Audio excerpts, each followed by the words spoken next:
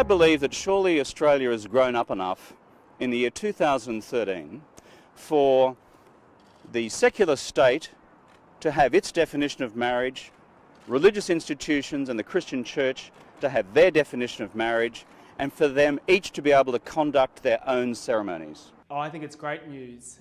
I've had a bill in Parliament for some time now that's been debated on several occasions and is coming to a vote on the 6th of June. And so in advance of that, to have a former Prime Minister come out and say, look, I've consulted with those close to me and I've changed my mind, I think is quite significant. Look, I respect Kevin Rudd. I accept that he's entitled to change his mind. I certainly haven't changed my mind. This is a matter that was dealt with by the current Parliament. If it was to come up again, it'll be a matter for future parliaments. The problem that we have in the Australian Parliament is on the other side of politics. Conservative members are not free to follow their conscience. They have to follow Mr Abbott's party dictates. When you look around the world and at those nations that have changed their laws and embraced same-sex marriage, a hallmark of those nations has been that Conservative leaders have given their members a conscience vote.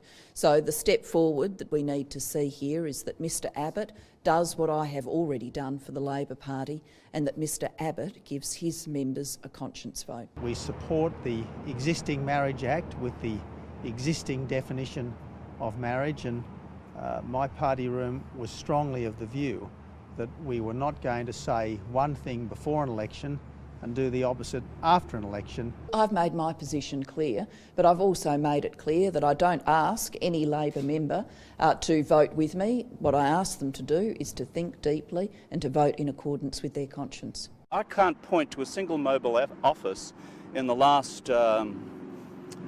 several months where someone hasn't come up to me, same-sex couple, and says, why can't we get married? It may be very genuine. He may have just had an epiphany of a change of mind.